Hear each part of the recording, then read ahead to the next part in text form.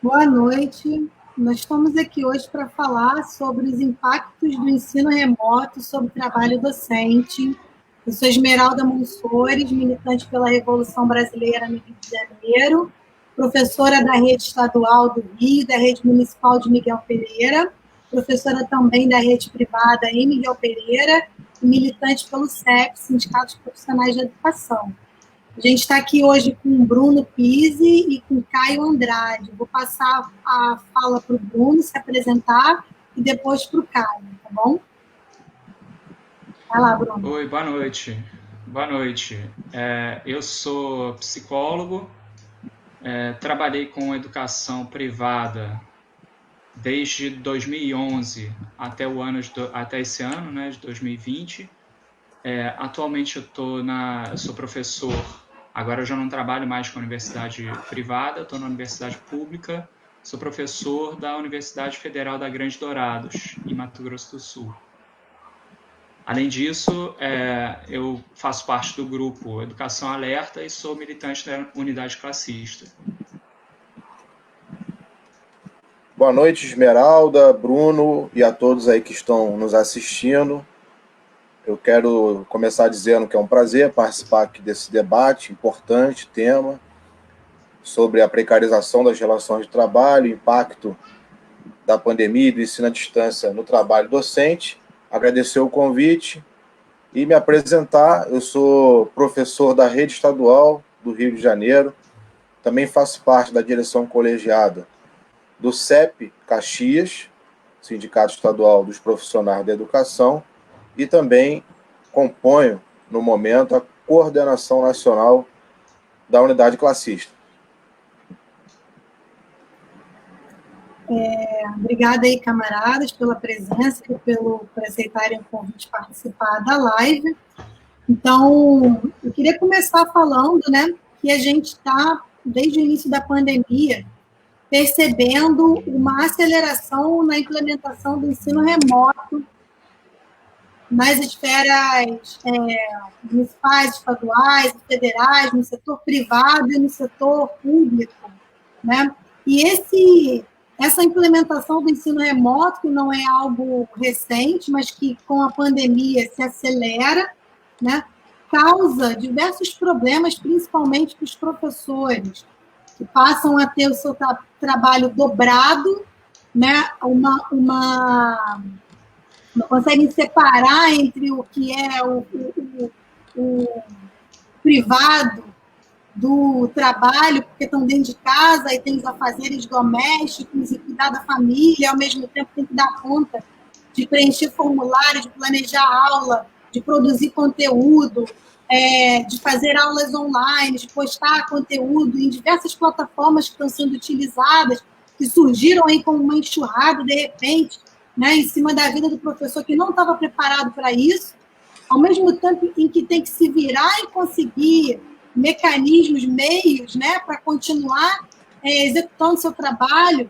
Grande parte desses professores não tem acesso à tecnologia, né, a computadores, ou até mesmo um espaço dentro de casa reservado para se trabalhar, né, sem distrações, porque a gente dentro de casa, no momento da pandemia, com a família, muitos têm filhos, né, muitas professoras tendo que cuidar dos filhos e tendo que cuidar da casa, e ao mesmo tempo dar conta do trabalho, né? Além de trabalhar uma jornada aumentada por conta da demanda dessa nova modalidade de trabalho docente, e produzir conteúdo o tempo todo, colocar em plataformas, em alguns casos, algumas instituições obrigam a criação de uma conta no YouTube para disponibilizar todo esse conteúdo que está sendo produzido e não sendo proprietário desse conteúdo, né? Porque a gente está vendo, ao mesmo tempo, as instituições, principalmente as instituições privadas, obrigando os professores a assinarem contratos em que eles abrem mão do direito de imagem, do direito de voz e de todo o conteúdo intelectual que eles estão produzindo ali em benefício da empresa contratante. Ou seja, é um momento que a gente observa, né, a exploração ainda maior do trabalho docente num país de capitalismo periférico dependente como o Brasil. Eu queria passar a palavra para o Caio, fazer uma primeira exposição aí dessa situação, né, de como que os governos se aproveitam desse momento de pandemia, que é um momento bem específico que a gente está vivendo, né? Na verdade, crise econômica, com uma crise pandêmica, e que queria passar a fala para o Caio pegando uma fala do Lehman, né? Que é um dos grandes empresários aí também do setor educacional, dono do Grupo Eleva. O Lehman colocou aqui toda crise é uma oportunidade, né? Uma oportunidade para os grandes capitalistas, uma oportunidade não para os trabalhadores. Pode dar continuidade aí, Caio, por favor. É verdade, Esmeralda. Essa fala do Lehman é bem emblemática de uma prática que não é nova do ponto de vista da ação dos capitalistas em aproveitar situações de catástrofe, de caos, para acelerar os seus projetos numa perspectiva neoliberal. Tem até um documentário muito interessante, ele está disponível no YouTube, inclusive, se chama A Doutrina do Choque, a Ascensão do Capitalismo do Desastre. E esse documentário ele é baseado no livro, né, da Naomi Klein, que trata desse mesmo conceito, né, do capitalismo de desastre, que, em linhas gerais, para dar um exemplo, foi aplicado em 2005, lá em Nova Orleans, logo na sequência da passagem do furacão Katrina, naquela cidade que devastou toda a estrutura urbana e, inclusive, o sistema escolar. Naquela ocasião, um dos grandes ideólogos neoliberais aí de todos os tempos, o professor Milton Friedman, ainda estava vivo, e em sua última coluna de jornal, né, em sua última publicação em vida, ele analisou o impacto do furacão na cidade, lamentou os estragos feitos, mas, ao mesmo tempo, disse que ali havia uma oportunidade ímpar de se reorganizar todo o sistema educacional da cidade. Leia-se, onde se diz, né, reorganizar, leia-se privatizar. Mas, na verdade, isso é só um exemplo, porque essa questão da doutrina do choque, ela é muito cara, por exemplo, ao atual ministro da Economia, o senhor Paulo Guedes, Chicago Boy, que aprendeu muito bem isso quando estudou lá na Universidade do Chile, né, quando fez estágio lá, na verdade, durante a ditadura Pinochet, em que a doutrina do choque, naquele caso, né, sob uma ditadura ferrenha, sanguinária, golpista, também foi um laboratório do neoliberalismo no mundo como um todo, considerando que foi uma experiência pioneira, né? Sob, é claro, a bênção, né, dos seus próceres na Europa e na América do Norte, mas efetivamente o Chile foi uma experiência pioneira de implementação do neoliberalismo combinado com a autocracia mais violenta da burguesia controlando o Estado de forma absolutamente truculenta. Então, essa questão da doutrina do choque, eu acho que é uma lógica interessante para a gente entender, inclusive, o contexto atual. Por quê? Porque esse tipo de situação, uma catástrofe natural, biológica, uma grande crise econômica, uma guerra, um golpe de Estado, enfim, situações de convulsão social, de dita anormalidade, criam na população as condições sociais e psicológicas para que determinadas propostas que anteriormente não seriam aceitas com tanta facilidade passem a ser implementadas com muito menos resistência nesse tipo de período, nesse tipo de situação. É o que a gente observa muito claramente acontecer no caso do chamado ensino à distância. Porque, vamos pegar aqui o exemplo do Rio de Janeiro. Assim que a Secretaria de Educação anunciou a implementação dessa modalidade de ensino na rede. Nas primeiras semanas, infelizmente, né, o que a gente observou é que, apesar do chamado do CEP, grande parte, a maior parte da categoria acessou a plataforma do Google Classroom desde o início, né? E aí, depois o próprio sindicato ele adaptou a sua orientação, abrindo possibilidade de uma participação crítica, vendo que o boicote inicialmente proposto era inviável, né? Agora, isso não significa que a gente não tenha que continuar discutindo, que a gente não tenha que continuar resistindo. Por quê? O que a gente tem que prestar atenção é que esse discurso aparentemente voltado para uma situação excepcional, para uma situação emergencial, de fato ele prepara as condições para o chamado novo normal, né, que se espalha em diversos setores da sociedade, o novo normal da educação. E aí ele tem diversas consequências.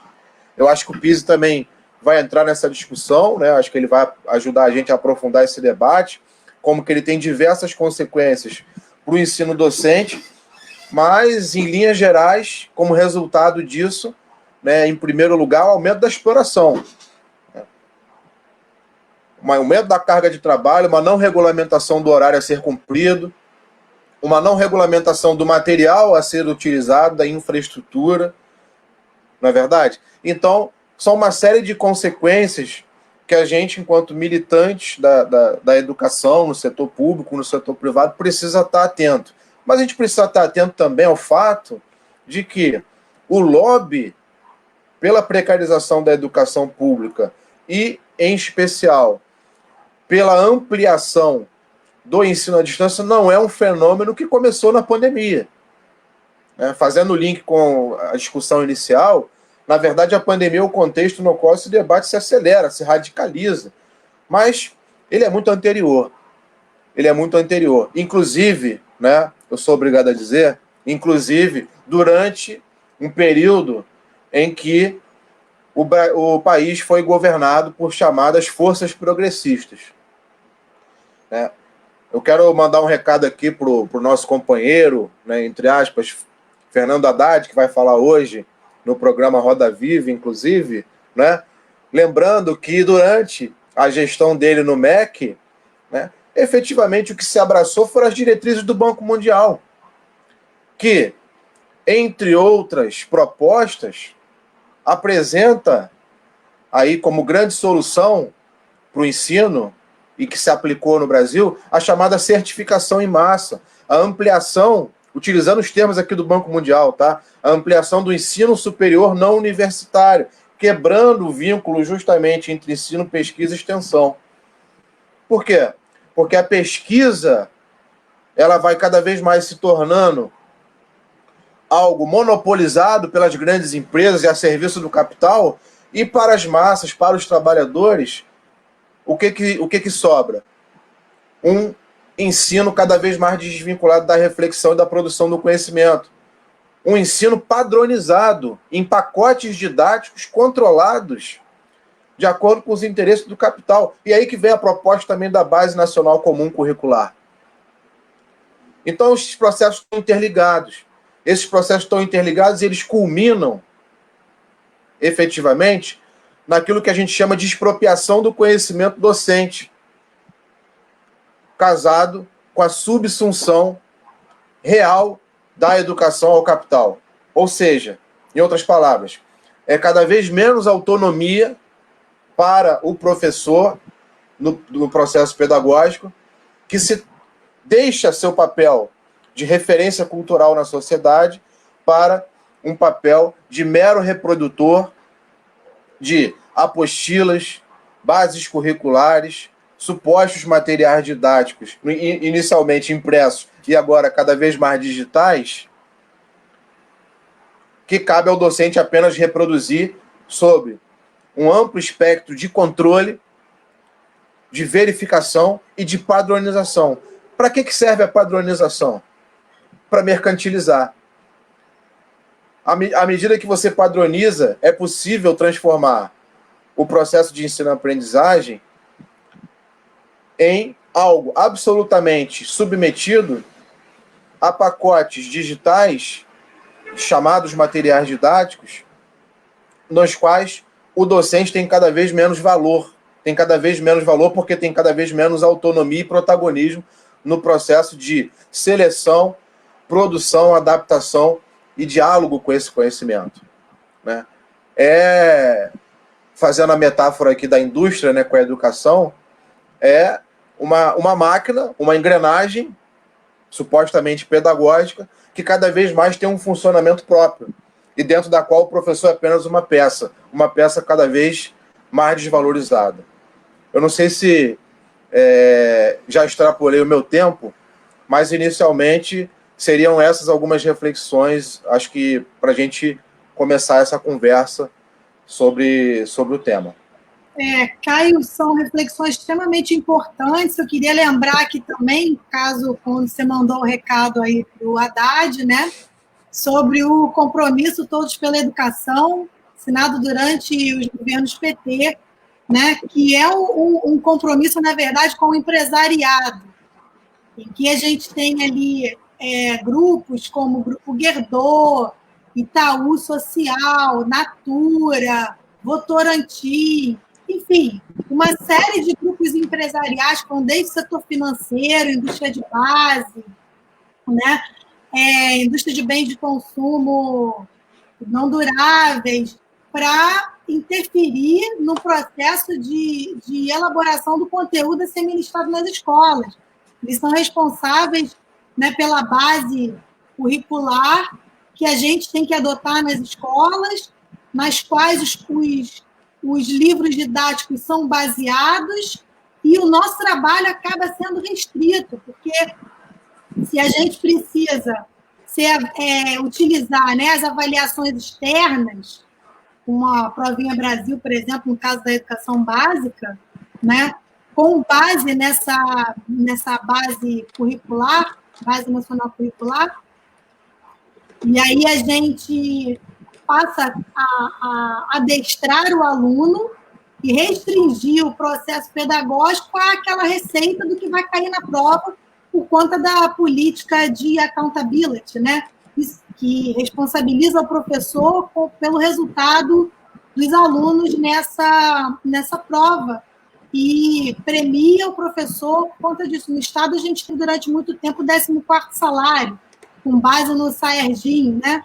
A gente conseguiu derrubar com a greve, mas vira e mexe, o Estado tenta implementar novamente. Então, deixar bem claro que o setor de educação pública brasileira está completamente controlado pelo setor privado, desde a elaboração do currículo a ser ministrado pelas escolas em âmbito nacional, né, que vai ser produzido pelos livros didáticos, as provas externas que a gente é obrigado a aplicar, a remuneração do professor atrelada ao resultado dessas provas, e até mesmo as parcerias público-privadas, né, com esses setores, como o Instituto Ayrton Senna, a Fundação Roberto Marinho, o próprio Instituto Lehman, que vendem pacotes para as escolas, né, pacotes de treinamento de professores, pacotes de conteúdo pronto a ser ministrado, com a desculpa de que aquilo ali vai melhorar a qualidade do ensino. E aí, além disso, a gente tem todo um conjunto de projetos de leis tramitando, né, no Congresso, procurando regulamentar o ensino remoto no âmbito também da educação básica. E uma outra coisa que eu queria acrescentar, que é o papel do Conselho Nacional de Educação. Nesse momento que a gente está de pandemia, a gente ouve bastante falar no Conselho Nacional de Educação, porque a gente espera as orientações e as diretrizes desse conselho, e eu queria ressaltar aqui a quem esse conselho representa, assim como o governo, que é o balcão de negócios da burguesia. Grande parte dos representantes, né, dos conselheiros nacionais da educação, são pessoas que possuem ações da Croton, da Ser Educacional, que estão ligados diretamente a instituições privadas de ensino superior, mas também de ensino privado, que já estão dentro da educação à distância, né, e querem uma legislação mais ampliada para garantir, abocanhar os recursos aí do governo e expandir seus lucros sobre o setor educacional. Eu queria passar para o Bruno agora, né, para falar sobre os antecedentes da educação remota, do ensino remoto, desculpa, né, desde quando isso começou, porque parece que é algo recente, porque a gente está vendo agora, né, de fato, se materializar na pandemia, né, mas, na verdade, esse processo que a gente está vivendo, no momento de pandemia, a gente está, na verdade, servindo de laboratório para as empresas de TI e para os tubarões da educação testarem todo o aparato tecnológico que eles têm para ver o que dá certo e o que não dá certo, e isso ser implementado, de fato, posteriormente, e se tornar um novo normal, como o Mário falou. Então, eu passo aí para o Bruno fazer essa exposição. Por favor, Bruno. Então, esse tema é muito importante, né? A gente está vivendo um fenômeno agora que pegou todo mundo desprevenido, né? Os professores, em coisa de uma semana, tiveram que se adaptar a uma condição completamente nova de trabalho, né? Só que essa forma de atuação das universidades, principalmente, né, não vem de hoje, né? Isso tem uma história, tem mais de 20 anos de história, né? Se a gente pega hoje uma tecnologia no patamar com que ela já está desenvolvida, né, isso demorou um tempo para a gente chegar nesse patamar, né? E a gente vê que mesmo nesse momento, assim, mesmo tendo chegado com uma tecnologia desenvolvida num determinado patamar, as instituições de ensino não estavam preparadas para tornar todo o ensino remoto ou todo o ensino à distância, né? Se a gente remontar assim, o histórico disso, né, a gente vê que lá em 97 começa um favorecimento das instituições privadas, né, quando Fernando Henrique, no governo Fernando Henrique, se estabelece a possibilidade de existência de universidades, de entidades educacionais privadas e com o objetivo de lucro, com o objetivo de lucratividade, né? Então, isso faz com que o número de matrículas nas universidades privadas aumente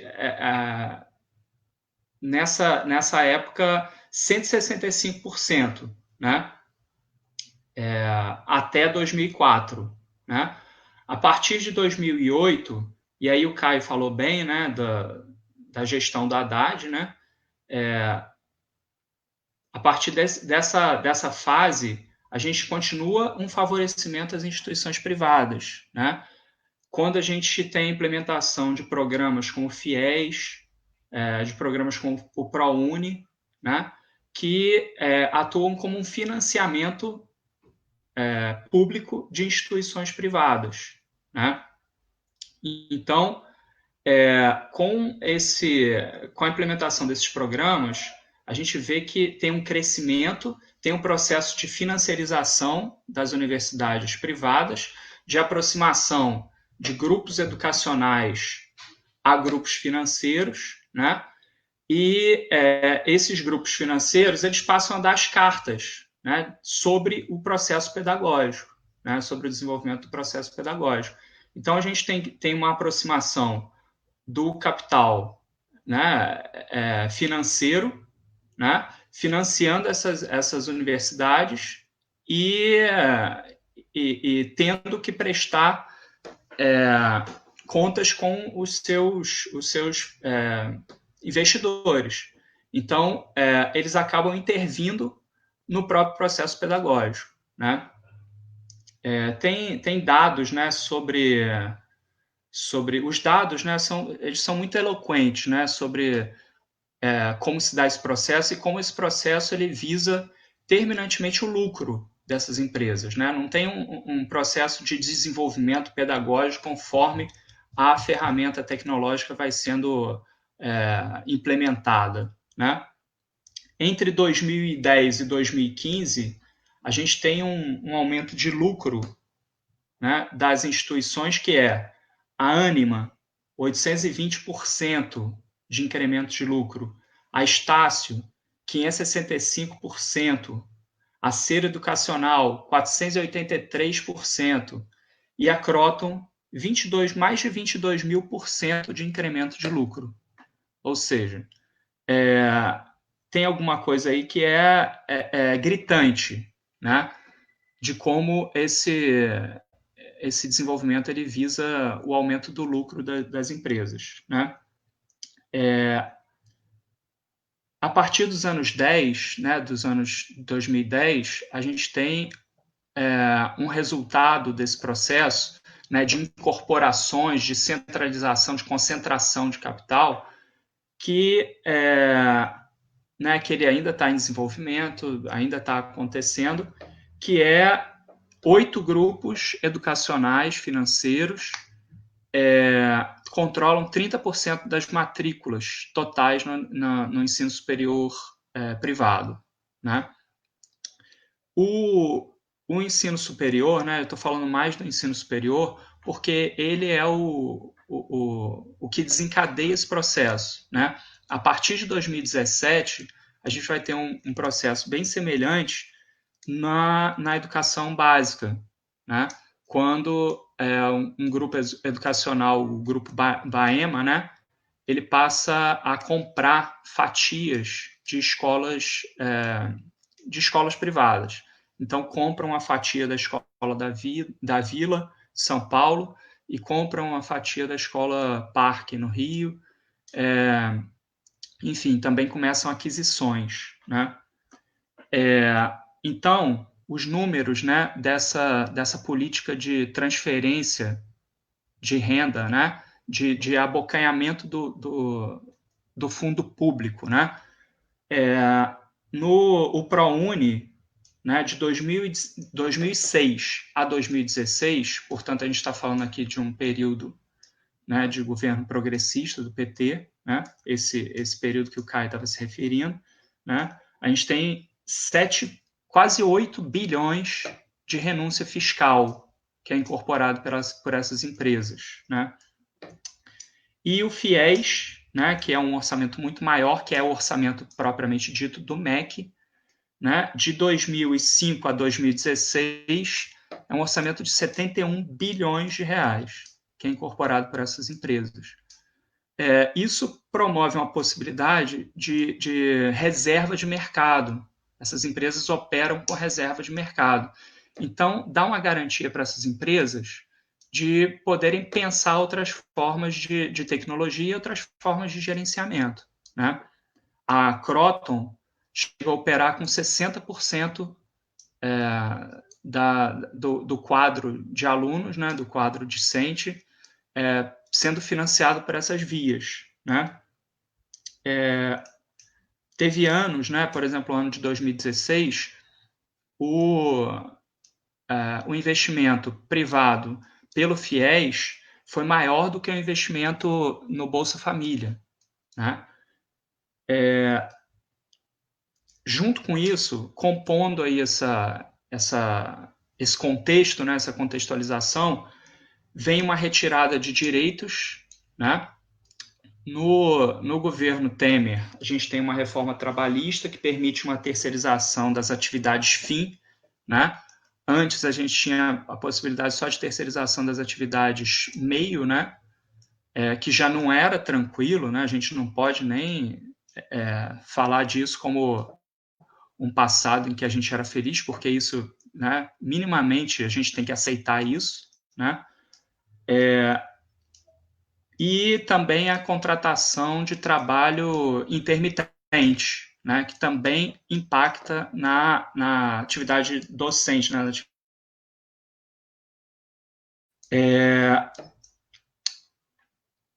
A reforma da Previdência acaba impactando no sentido da gente ter uma extensão da vida produtiva, uma necessidade de extensão de uma vida produtiva numa atividade que ela é muito desgastante física, intelectualmente, psicologicamente, né?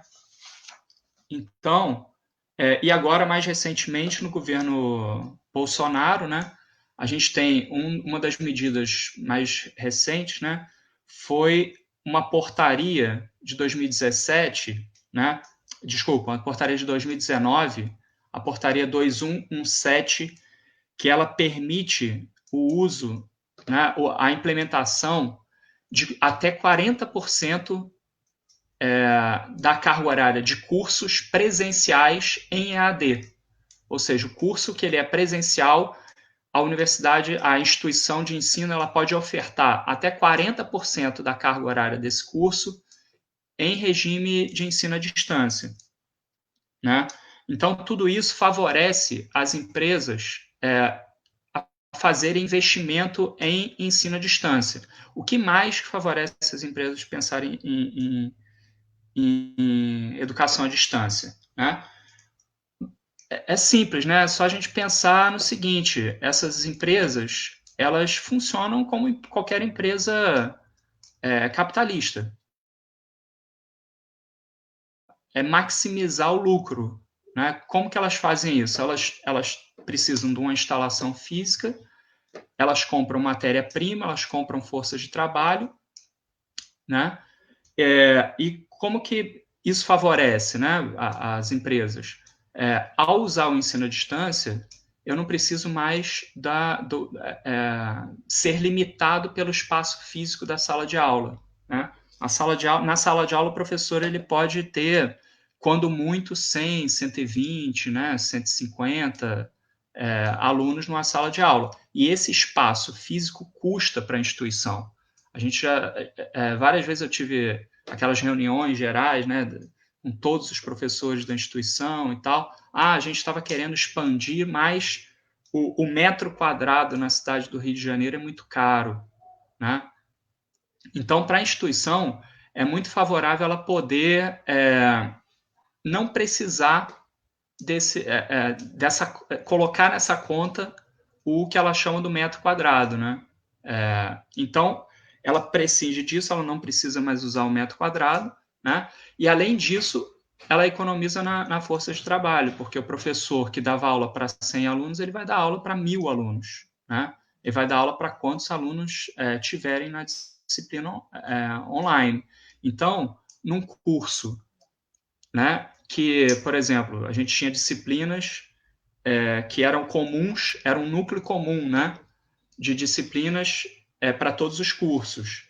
Então, eu tenho, por exemplo, raciocínio lógico, né? Eu passo isso para ensino à distância e coloco isso para todas as turmas da universidade, da instituição de ensino como um todo, né? Com isso, economiza brutalmente na força de trabalho e economiza também no espaço físico, né? Bruno, mais tarde, sim. eu queria fazer um parênteses aqui para fazer um acréscimo, na verdade, ao que você está falando, que é de extrema importância. A economia se dá também porque se contrata um professor para produzir o conteúdo e essa aula à distância não necessariamente tem que ser ministrada por esse professor. Ele é pago pelo conteúdo que ele produz, aquele conteúdo vai ser reproduzido e vendido para o aluno, e contrata-se uma pessoa que não precisa ter mestrado, doutorado, né? E contrata para tirar as dúvidas como instrutor e não como professor, o que desobriga a instituição de pagar o piso salarial de um professor, né? E aí paga uma outra pessoa, né, um professor de fato, mas numa função de instrutor, para ele poder tirar as dúvidas eventuais do aluno ali na modalidade em EAD. Né? Só para esse acréscimo ao que você está colocando. Perfeito. Perfeito. E aí tem todo um jogo, né? Eles fazem um jogo, né? Eles reduzem a carga horária do professor dos professores que têm doutorado, ele se mantém no quadro, compõe o quadro dos professores, porque tem uma exigência mínima, né, de professores com doutorado, e passa carga horária maior para professores com menor graduação, com menor especialização. Enfim, não sei se está posso complementar mais depois. Acho que já ultrapassou o tempo, não? Inicial? Não, a gente faz uma... Pode mais um pouco. Se quiser... Fala. Pode. Tá. Para completar. Tá, então, só para falar um pouco sobre essa intensificação, né? O tamanho da sala de aula não precisa mais ser aquele, né?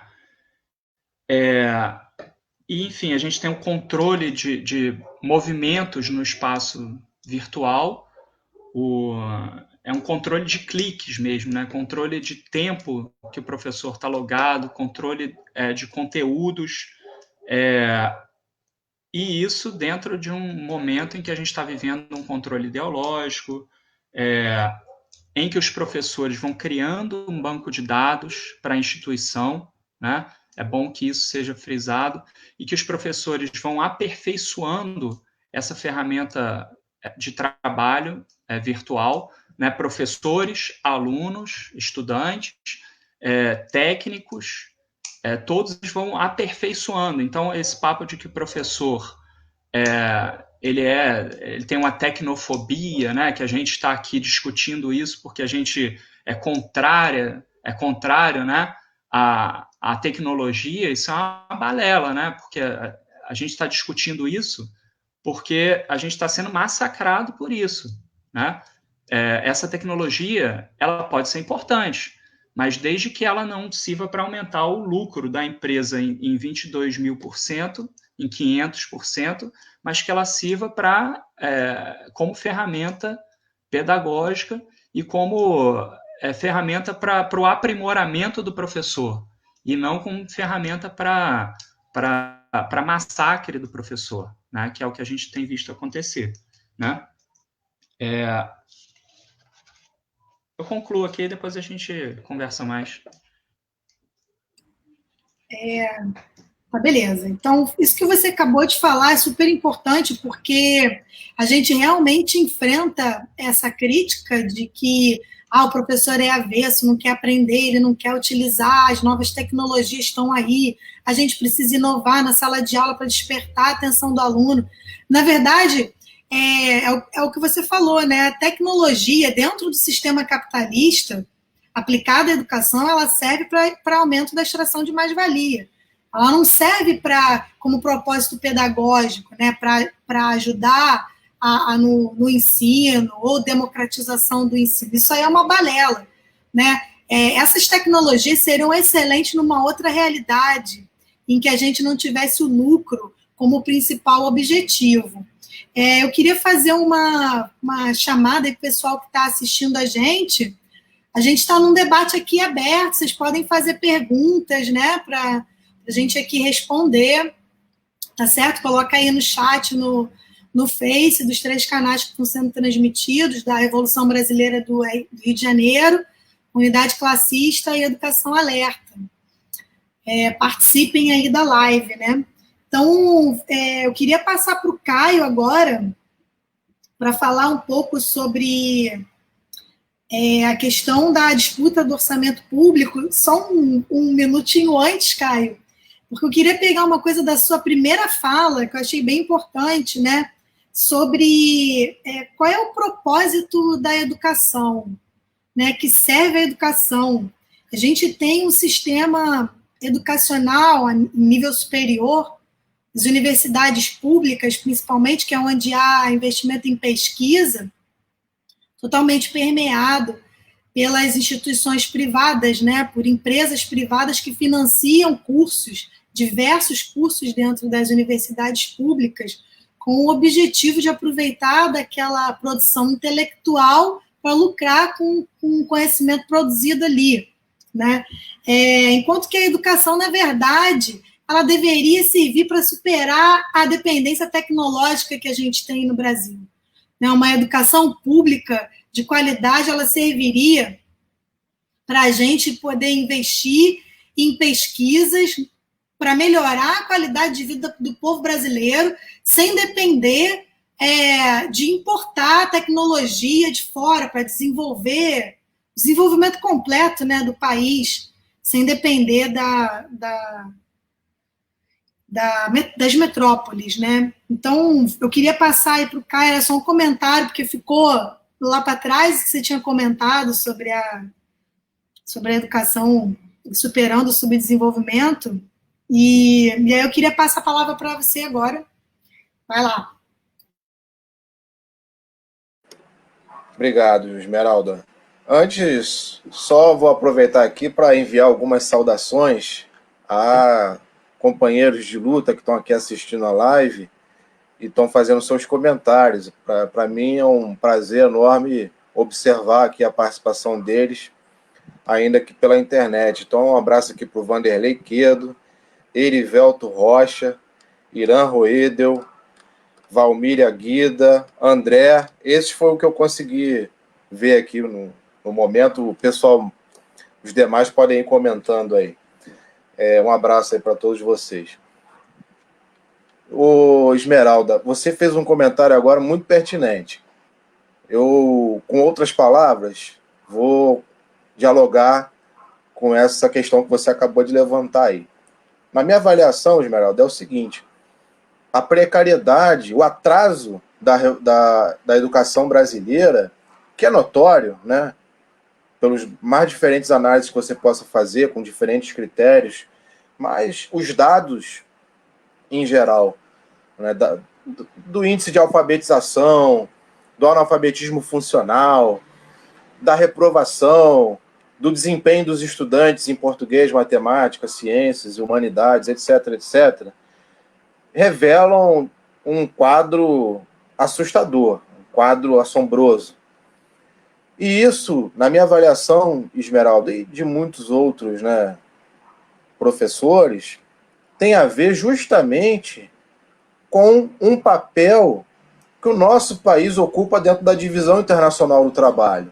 Então, aqui concordando com você, de fato, a educação, o sistema educacional brasileiro, ele corresponde ao tipo de modelo produtivo instalado no país e também, né, ao tipo de força de trabalho adequado e necessário para esse modelo produtivo. Que é o quê? É um modelo agroexportador. Essa que é a realidade, que pressupõe uma força de trabalho menos qualificada. Eu vi ali o comentário da Patrícia também, né? Patrícia é aqui da Rede Estadual de Duque de Caxias, também companheira combativa. Um abraço aí, Patrícia. Então, voltando aqui, né, Esmeralda? Eu concordo com você, eu acho que, de fato, não dá para discutir efetivamente uma transformação radical do modelo educacional brasileiro desvinculado do modelo econômico brasileiro. Afinal de contas, as coisas estão absolutamente interligadas. E é esse modelo econômico atrasado que corresponde a esse modelo educacional atrasado. Quer dizer, de uma população vista, né, como força de trabalho braçal, que precisa de conhecimentos muito elementares, escrever o nome, né, fazer operações matemáticas simples e carregar peso. Vejam, no mundo que a gente vive hoje, qual é o papel que um país que tem esse tipo de economia vai ocupar? O papel subalterno, né? E aí, eu acho que você também vai concordar que, de fato, é impossível, por sua vez, discutir essa questão tecnológica associada com a questão educacional sem considerar que a própria caracterização do desenvolvimento capitalista brasileiro atingiu esse modelo, atingiu esse formato que a gente conhece hoje, essa configuração, e, portanto, a sua superação está absolutamente vinculada com a própria superação do modo de produção capitalista no Brasil. E aí, voltando um pouco, né, para a questão do ensino, Milton Santos, eu sou da área de geografia, então vou lembrar aqui o Milton Santos, né, um dos maiores geógrafos brasileiros de todos os tempos, reconhecido internacionalmente, inclusive vencedor do prêmio Walter Lud, que corresponde ao Nobel da área de geografia, ele discutia muito o conceito de meio técnico científico informacional. Muito resumidamente, né, o processo de industrialização inaugura na humanidade o meio técnico e, na sequência, a terceira fase, assim chamada terceira fase da Revolução Industrial, o advento da informática, em meados dos anos 50 ainda, nos seus primeiros passos, né, e mais efetivamente a partir dos anos 70, inaugura, junto a um processo de globalização, um meio técnico, científico e informacional. E, portanto, cada vez mais se torna inseparável a economia capitalista, a ciência e as suas tecnologias. De modo que a lógica do capital submete cada vez mais a produção científica e o avanço tecnológico cada vez mais serve ao modelo de acumulação do capital e menos aos interesses e às necessidades humanas mercantilizadas e mercantilizadas cada vez mais.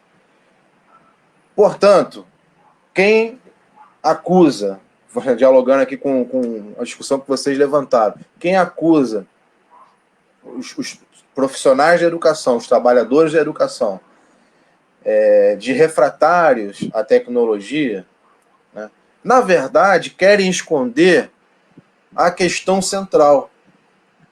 Qual seja, não é possível separar o debate da técnica do debate político. Por quê? Na sociedade que a gente vive, a tecnologia não é neutra. E aí, voltando aqui, recuperando o pensamento de Milton Santos, a tecnologia não é neutra. A tecnologia está a serviço de uma determinada lógica econômica, de um determinado modelo de sociedade, ou ainda, usando a expressão de Marx, de determinadas relações sociais de produção. Portanto, Esmeralda, Bruno e o pessoal que está nos assistindo, para libertar a tecnologia do jugo do capital, né, somente construindo um novo modelo de sociedade, no qual a tecnologia, aí sim, poderá contribuir para aperfeiçoar e para atender às demandas sociais. Dentro da lógica econômica que a gente vive, isso é impossível. Então, a gente vai brigar sim. A gente vai brigar sim. Por quê? Porque a tecnologia é vendida como avanço, vendida como inovação, vendida como inclusão, pasmem. Na verdade, como muito bem já disse aqui o Bruno, ela serve ao interesse de quê?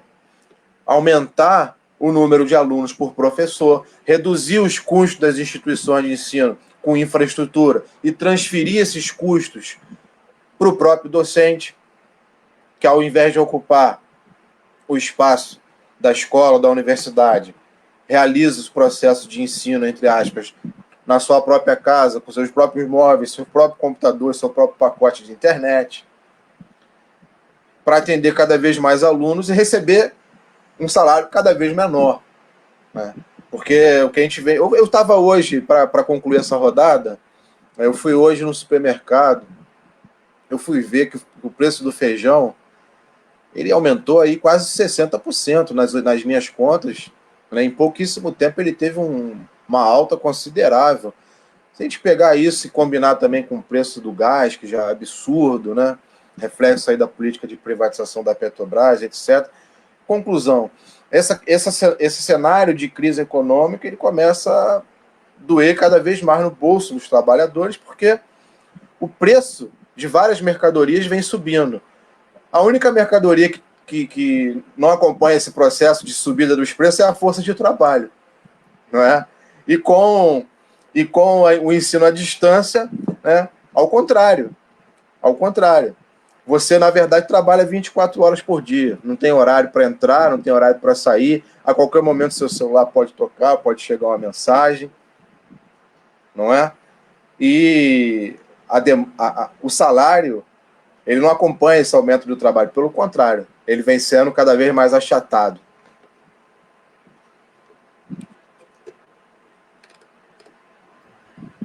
Para complementar isso que vocês falaram, né, sobre a deterioração das condições de trabalho de todo mundo em geral, né, dos trabalhadores em geral, no caso aqui que a gente está analisando o trabalho docente, a gente está vindo aí com uma sucessão de reformas, né, sucessão de reformas da Previdência, a reforma das leis trabalhistas, e aí, em específico, a reforma da lei trabalhista, né, porque eu trabalho em escola particular e tive que assinar um contrato também, novo, né?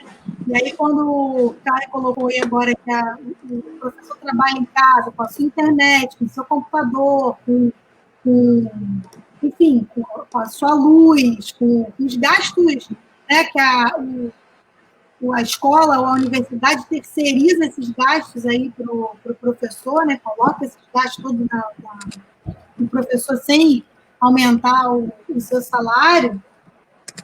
Ao novo contrato que a gente assinou e que os professores assinaram da rede privada, né, assinaram recentemente, o contrato trabalhista que prevê que a gente ceda direitos de voz, direito de imagem, direitos autorais, ele também prevê que os custos com esses aparelhos, né, com internet, com um computador ou com um celular e com a manutenção desses aparelhos seja 100% do professor. Isso já está previsto na lei trabalhista, na reforma da lei trabalhista aprovada por Temer, né?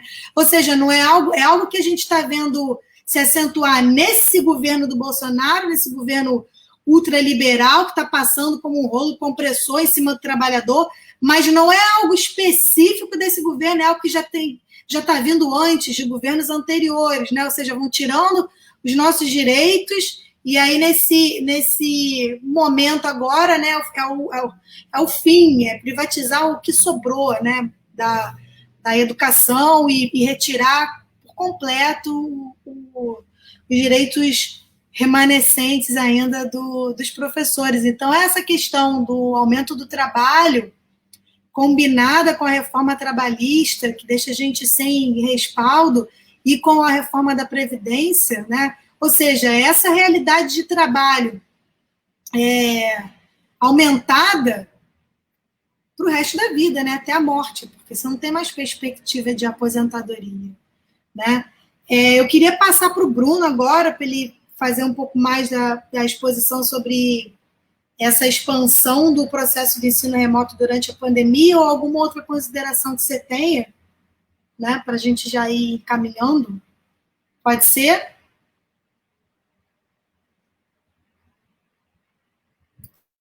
Bruno, tem que abrir o microfone. Foi, né? Então, quando a gente fala do aumento da exploração do trabalho dos professores, pode parecer, às vezes, que a gente está exagerando, né? Que a gente está exagerando em falar que estão aumentando o lucro e estão diminuindo o número dos professores, né? Tem um dado aqui que ele está disponível no Censo da Educação Superior de 2018, que é o seguinte: em 2008, 209 mil professores, né, estavam empregados no ensino privado, né? 209 mil professores, com um total de matrículas da educação superior privada de 4 milhões, de um pouco mais do que 4 milhões e 255 mil alunos matriculados, né? 209 mil para 4 milhões e 255 em 2008. 10 anos depois, em 2018, a gente tem 210 mil professores, um pouco mais de 210 mil professores empregados, para 6 milhões um pouco mais de 6.373.000 alunos. Ou seja, a quantidade de professores empregados nas instituições de ensino superior privado no Brasil cresceu 0,48%. E o número de matrículas cresceu quase 50%. Ou seja, 50% de matrículas contra 0,48% de aumento do quadro de professores, né? Então, o que possibilita isso? Possibilita isso uma relação aluno-professor cada vez mais distanciada. Então, o que propicia esse quadro, né, é uma diminuição da relação entre professor e aluno, né, da fração entre professor e aluno, e da relação física, material entre eles também, né, da dedicação que o professor pode dar e da dedicação que o professor pode dar a outros elementos da vida acadêmica, né, como a pesquisa e como a extensão, né, que no ensino superior privado é praticamente inexistente, né, é residual, tirando aquelas organizações tradicionais, né, mas para essas instituições que a gente está falando, é praticamente inexistente. Então, o que é possível nesse sentido e o que é mais desejável é que se aumente o número de alunos incluídos na educação superior, à distância, né? Nesse sentido, a gente tem visto que no contexto da pandemia, um contexto completamente assim, excepcional, né? Pelo que lutam, né, os gestores da educação privada, por a gente ter cada vez mais e rapidamente a implementação de sistemas à distância, né? Então, as instituições, em uma semana, elas expandiram para todo o quadro de alunos aquilo que era restrito ou aos cursos à distância ou às disciplinas à distância dos cursos presenciais, né? Então, foi uma explosão no ensino à distância, sem uma preparação, sem um componente prévio, né, para que isso fosse implementado, né? Mesmo naquele recorte que a gente já tinha falado antes, né, de exploração, etc.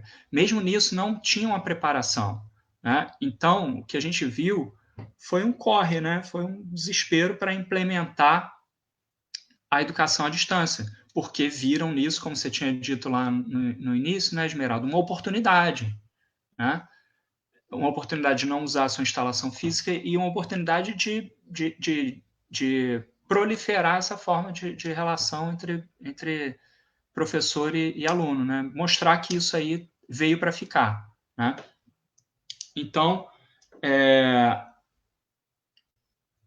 a gente tem casos, né, de implementação de ensino à distância, como é o caso da Laureate, né, da rede Laureate, em que eles começam a usar robôs, né, no lugar de professores. Isso foi amplamente noticiado, né? Então, o sistema remoto deles começou a usar máquinas para correção de trabalhos, né? E era expressamente notificado aos professores para não levarem isso ao conhecimento dos alunos, né? Então, os alunos estavam sendo assessorados por uma máquina, né, quando achavam que estavam sendo assessorados por um professor, né? Tem um depoimento que eu separei aqui de uma professora, né, que está... a fonte dela é a reportagem na A Pública, né,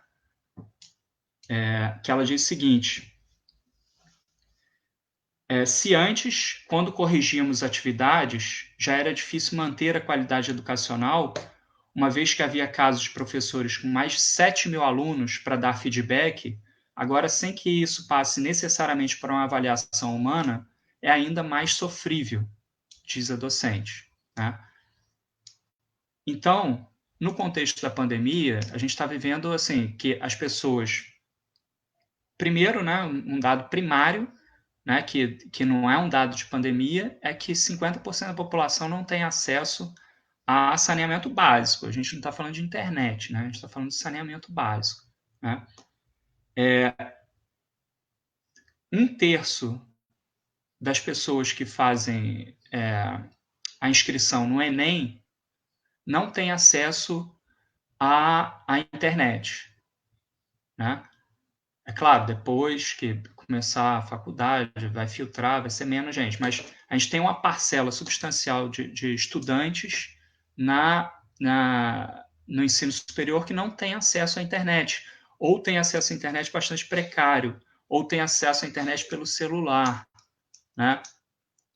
Ou, no contexto de pandemia, a gente não tem que pensar só na internet, né? Porque às vezes o que empurram para a gente, principalmente no ensino superior público, né? Nas universidades federais, é que assim, se tiver internet, então está valendo, então já dá para fazer ensino remoto. Não é isso. Tem que pensar a condição de vida das pessoas.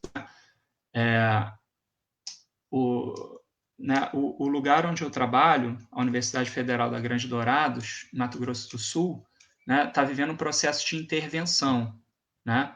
A reitora é uma interventora, emplacada pelo governo Bolsonaro. Então, ela está querendo passar, de qualquer maneira, o ensino remoto para começar no início de agosto, né? Só que a região é uma região complexa, né? A universidade atende a várias cidades no entorno, né? E muitas localidades com estudantes vindos de aldeias indígenas, de comunidades quilombolas e de municípios mais distantes. Então, tem uma realidade complexa, né? Aí, como é que se tenta fazer um estudo sobre a viabilidade do ensino remoto? Manda um questionário para as pessoas responderem online, né? Perguntando se a pessoa tem acesso à internet, né? Então, eu mando online, se a pessoa não respondeu, né, o dado dela não é computado, né? Então, lá está acontecendo isso, fora todo o processo antidemocrático, né, que sai completamente do padrão, né, do modelo da universidade pública, democrática, socialmente referenciada, né? Então, no contexto da pandemia, acontece ainda mais essa complexidade, né? No ensino básico, também, na educação básica, também acontece isso, né? O aluno tem acesso à internet, sim, mas o pai trabalha, é profissional de saúde, e a mãe trabalha online. E aí só tem um computador em casa, né? Como é que faz? Lá na Educação Alerta, a gente, no grupo, né, Educação Alerta, a gente deu veiculação a alguns desses relatos, né, de profissionais que estavam relatando isso, né? Como é que foi essa transição no início da pandemia, né, de ficar ligado 12, 16 horas por dia para tentar dar conta dos problemas que são criados pelo sistema virtual, né? Para tentar melhorar, para tentar... Então, foi uma coisa de louco e continua sendo, né? Porque é um processo que produz adoecimento físico, adoecimento mental, né? Adoecimento na relação familiar. A pessoa, às vezes, está cuidando de criança, tendo que trabalhar, precisando de silêncio para trabalhar. E aí ela vai precarizando a relação familiar para continuar trabalhando. Isso vai trazendo um sofrimento mental. E dentro de um padrão de funcionamento, cada vez mais com a liberdade pedagógica sendo atacada, né? Então, isso vai gerando um sofrimento mental, né, que o trabalhador não aguenta. O trabalhador vai se esgotar com isso, né? Enfim, concluo aqui, aí a gente depois conversa mais. Eu queria fazer umas considerações sobre o que você falou. Tem uma pergunta aqui, você acabou respondendo, né, do André Vieira. Gostaria que vocês comentassem sobre o impacto do ensino remoto sobre a saúde mental e física dos trabalhadores da educação, que é o que você acabou de responder, né? E aí eu pensei numa outra situação. A nossa realidade aqui no Estado, nas escolas públicas do Estado do Rio de Janeiro, você não tem nem o pai e a mãe em casa na maioria das vezes, né? A maioria das vezes são famílias chefiadas por mulheres. Na minha cidade, a realidade é uma cidade pequena no interior do Rio, né, Miguel Pereira. A maioria é filho de doméstica, que muitas das vezes trabalha aqui no Rio e vai só final de semana, então a criança, o adolescente, ele cuida dos irmãos mais novos, então imagina essa situação e tendo que acessar a plataforma do Google Classroom. E a maioria dos alunos que eu tenho, pelo menos, né, grande parte dos alunos do Estado, eles utilizam dados móveis no celular, não tem computador. Grande parte usa celular, não tem um tablet, então, e aí, às vezes é um celular por família, não tem nem o espaço dentro de casa para isso, né? Eu tenho alunos na escola particular que também não estão conseguindo assistir aula porque tem que cuidar da mãe doente, porque tem que dividir as tarefas dentro de casa, enfim, é uma infinidade de exemplos que a gente tem aí, né? E no caso da saúde mental, a saúde mental do trabalhador docente, ela já é comprometida nas situações, digamos, normais, né, dentro de sala de aula, com sala de aula superlotada, com cobrança de resultados, com ameaça da direção, que vem da regional, da SEDUC, né, no caso da escola pública do Estado do Rio, né? Então, já é uma situação muito fragilizada e no momento de pandemia ela se torna mais grave, porque você tem que dividir a atenção com os filhos, na maioria das vezes, né, com os afazeres domésticos e com o trabalho em tempo integral. Nas redes públicas, municipais aqui do Estado na verdade, nas redes públicas municipais, grande parte dos municípios adotaram o WhatsApp como ferramenta para tirar dúvidas. Então, ou seja, o professor está ali à disposição integralmente, 24 horas por dia, 7 dias da semana, respondendo aluno, e tendo que dar conta da sua vida, né? Então,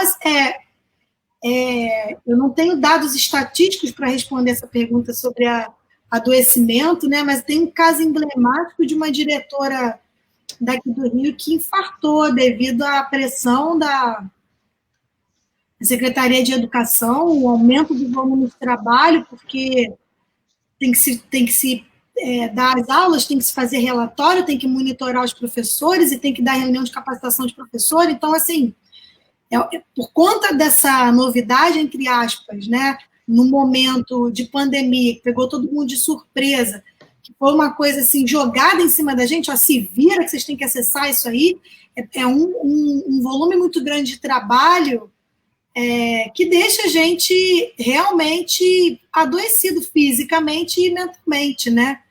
Eu acho que aí o saldo disso pós-pandemia vai ser um saldo de aumento do uso de medicamentos por parte dos professores, que já é uma realidade, né? A gente tem um número grande de professores que são medicados em função de problemas psicológicos por conta do trabalho, né? Então, essa questão aí do adoecimento é algo muito, muito grave. E, assim, como a educação no Brasil ela é pública e privada, e a gente já falou aqui, já expôs aqui a questão de como os grupos privados influenciam e determinam os rumos da educação pública, né? A educação pública acaba sendo pautada pelo setor privado. Então, essa urgência em dar uma resposta, em manter as aulas, em manter um serviço que não é um serviço essencial nesse momento, a educação não é um serviço essencial nesse momento, e aí a gente tem essa urgência de implementação de plataformas digitais, por prefeituras, por estados, né, para dar continuidade à educação, não pode parar, foi o que a gente ouviu aí logo no início da pandemia, é algo, na verdade, para justificar a necessidade do setor privado manter as aulas, né? Porque não pode parar o setor privado, que é uma empresa. Uma escola privada é uma empresa, ela tem que se manter, porque senão não dá lucros, né? Os pais tiram os filhos das escolas, a escola fecha. Vocês têm mais algum comentário aqui? A Janine botou: não basta saber se o aluno tem acesso à internet, é necessário saber de onde ele acessa, quantas vezes ele consegue acesso, quais os suportes ele dispõe, aparelho móvel e tal. E aí, exatamente, né? A gente tem uma outra questão, que é o acesso aos aparelhos, à internet, não é algo muito difícil de se resolver.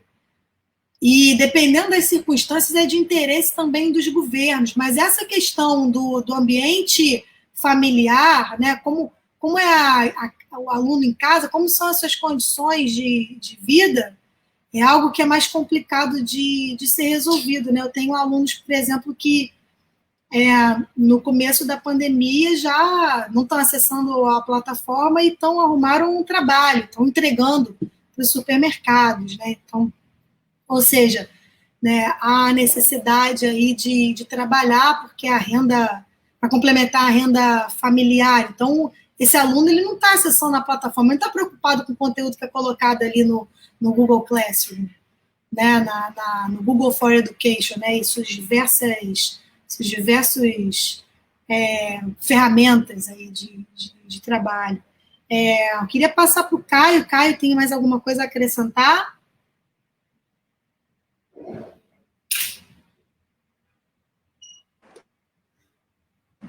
Opa, abri o microfone aqui. Então, Esmeralda, muito interessante o seu comentário. Logo assim que se suspenderam as aulas, né, no Rio de Janeiro, isso foi exatamente no dia 17 de março. Então, nós já estamos caminhando aí para quase 4 meses nesse processo. E logo assim que suspenderam, né, as aulas e começaram as discussões sobre a implementação do ensino à distância na rede estadual, que é onde eu trabalho, eu escrevi um texto chamado O Ensino à Distância em Tempos de Isolamento Social, com 8 apontamentos críticos.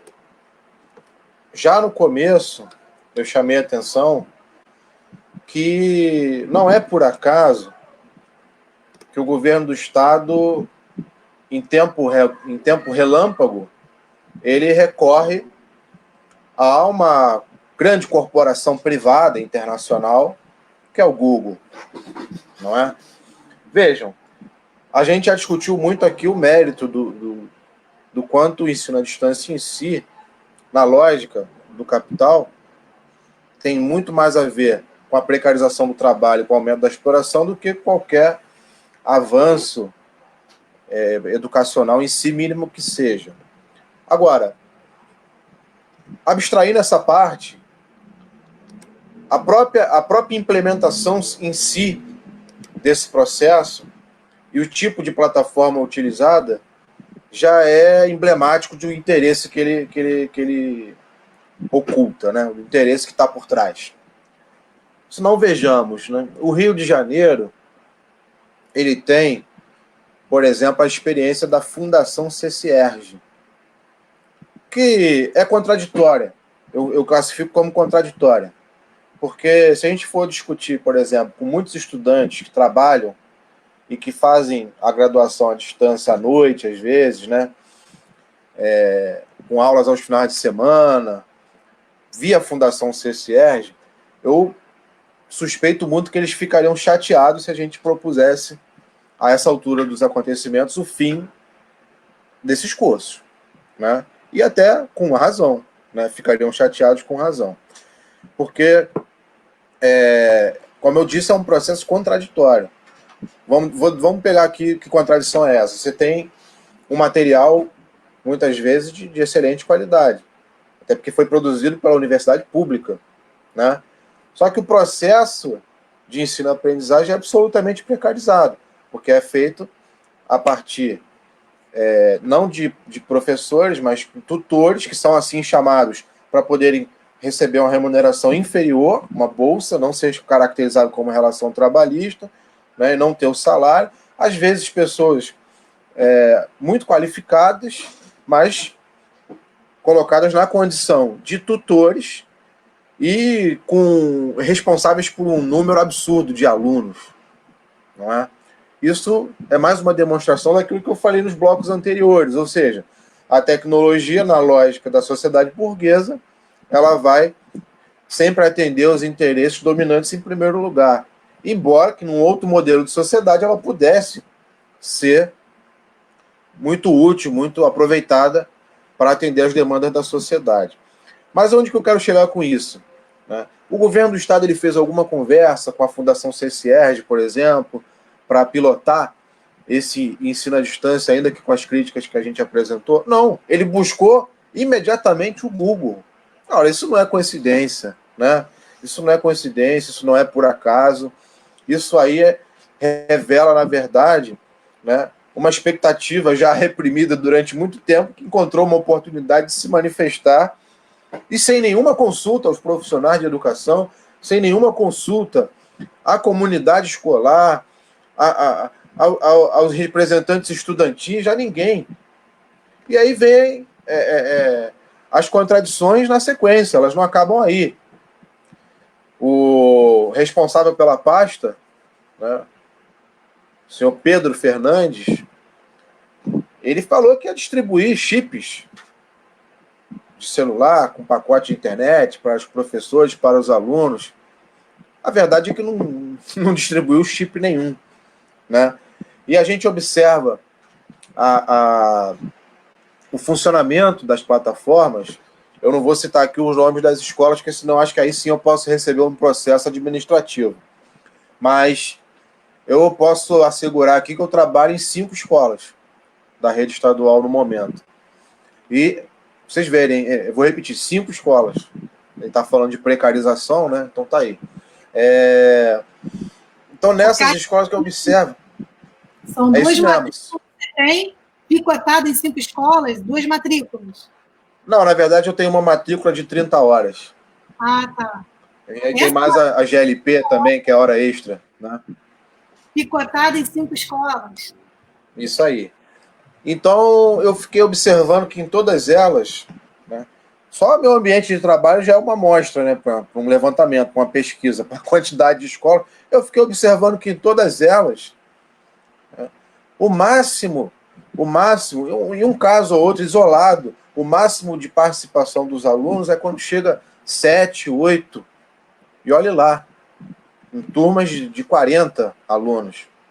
A regra, isso é exceção. A regra é 2, 1 ou 0 acesso aos conteúdos publicados na plataforma. Por quê? Porque alguns argumentam, ora, mas existe mais celular no Brasil do que habitante. O Brasil tem 210 milhões de habitantes, arredondando, e tem quase 220 milhões de celulares. Sim, é verdade. Mas o pacote de internet, né? O tipo de celular, a memória que ele suporta, a quantidade de celulares por membros da família, né? O pai, a mãe do aluno que sai, leva o celular e o aluno fica esperando os pais voltarem ou responsáveis voltarem para casa à noite para poder acessar, não é? E aí essa plataforma não está incluída no pacote de dados, muitas vezes gratuitos, que serve para alguns aplicativos e redes sociais, mas não serve para o Google Classroom, não é?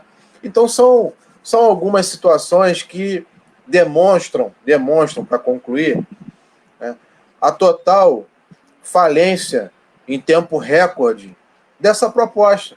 É uma proposta que em menos de 3 meses já demonstrou tudo aquilo que a gente falava, que ela é um fracasso. Ela é um fracasso porque ela desconsidera a realidade do estudante, carioca, fluminense e brasileiro, ela não atende às necessidades mínimas para um processo de ensino-aprendizagem com grau de qualidade, né, básico que seja, e ela desconsidera a realidade da configuração familiar, né, do tipo de residência, da grande maioria da população, que é da classe trabalhadora, pauperizada, nas periferias, né, e excluída, não só do ponto de vista social, mas também do ponto de vista digital. Então, o Ministério Público, talvez, devesse, né, acordar um pouco mais, né, deixar de ser muito conivente com o governo estadual, começar a olhar como é que são esses acessos aí, né, para cobrar do governo, de fato, né, o fim dessa farsa.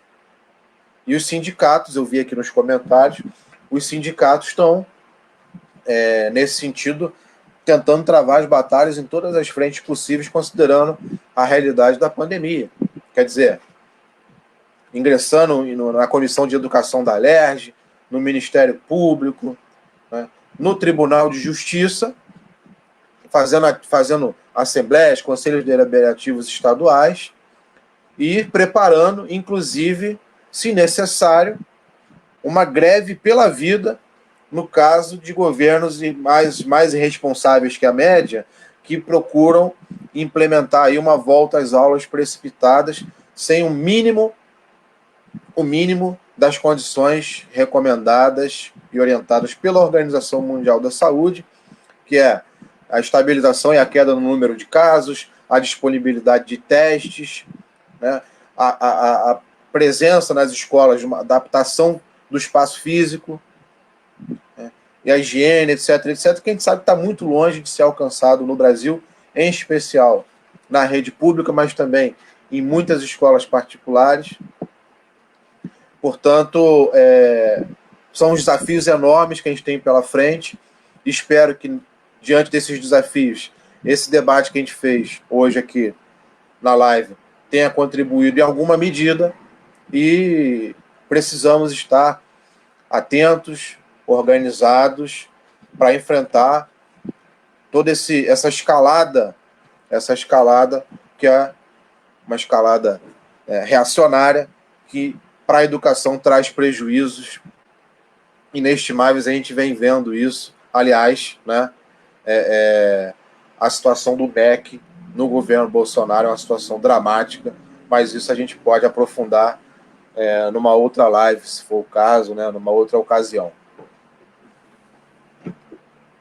Eu vou passar para o Bruno, se quiser responder alguma pergunta e fazer as considerações finais, que a gente está caminhando já para quase 1h30 de programa, né? De apresentação, na verdade. E aí depois eu fecho. Pode ser, Bruno?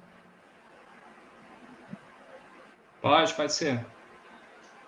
Então, agradecer também, Esmeralda, a oportunidade aí de falar sobre esse assunto, que é muito relevante para a gente, né, que atua no campo da educação. Para a gente, assim, mesmo que em contexto de crise, como a gente está vivendo, que não é uma crise gerada pelo vírus, né, o vírus é um fator que desencadeia isso, mas é uma crise capitalista, né, que já está dando sinais de que ia estourar há algum tempo, né? Então, é importante a gente pensar isso no campo da educação, para a gente pensar o que a gente tem como proposta, né, como projeto de educação, né? Já, assim, conversando com pessoas até do campo progressista, né, as pessoas falam assim, mas teria que ter um investimento público, né, em educação privada, porque estava precisando do crescimento rápido, né, de vagas, né? Isso é um argumento, no mínimo, estranho, né? Porque se a gente está precisando, por exemplo, se a gente tem uma deficiência de produção de alimentos, né, no país, a gente vai dar dinheiro público para o McDonald's, né? A gente não vai fazer isso, né? A gente vai, o argumento melhor é a gente desenvolver alguma coisa que seja a longo prazo, né, a curto prazo e a longo prazo, seja um bom produto para a base social do país, né? Então, faz a gente pensar um pouco sobre a função social, né, da educação, né? E aí da gente argumentar que não é possível a gente alimentar instituições que cerceiam, né, a atuação do professor e que levam um produto educacional de baixíssima qualidade, né? Em função disso tudo que a gente foi dizendo, não é possível a gente fazer isso com um projeto nacional, né? Com um projeto nacional, a gente tem que desenvolver uma educação de libertação, uma educação voltada para as necessidades das maiorias populares, uma educação voltada para as necessidades dos trabalhadores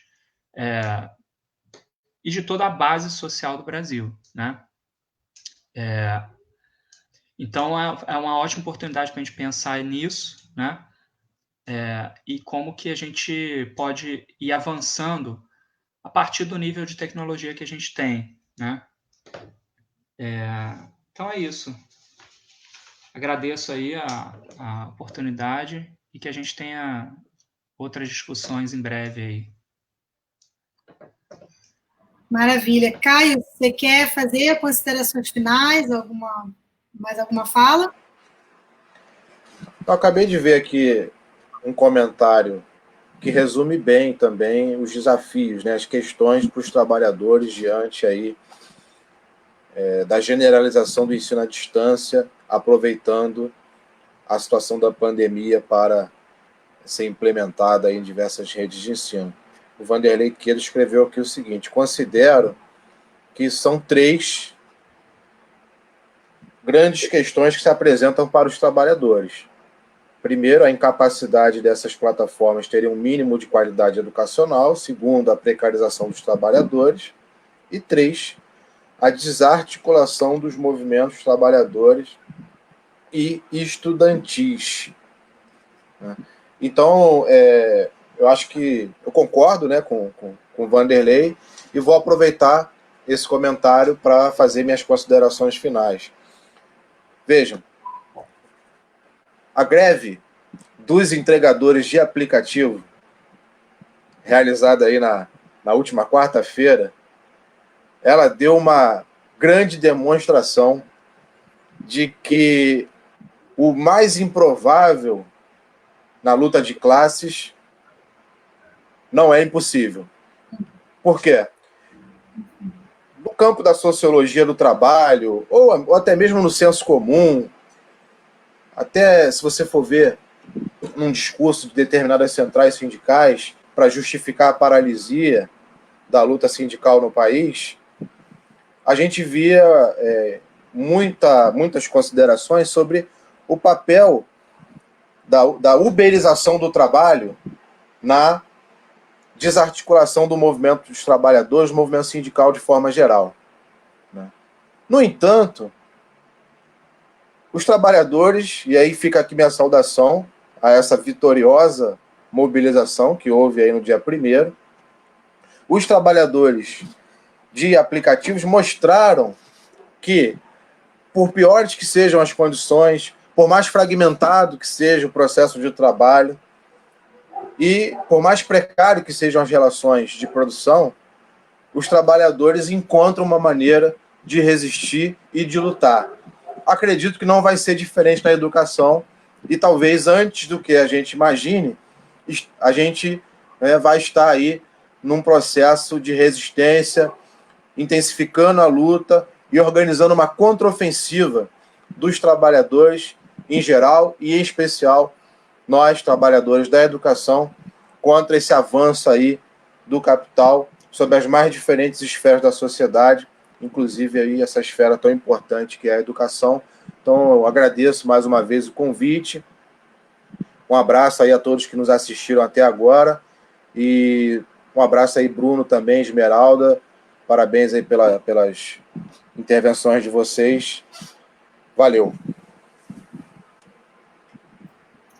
É isso então, camaradas. Eu queria agradecer também a participação do Caio e do Bruno e do pessoal que assistiu a gente aí colocando os comentários, né? E reforçar o que o Caio falou, na necessidade da gente se organizar, né? Porque o inimigo, a burguesia, está organizado e sabe muito bem como agir, né?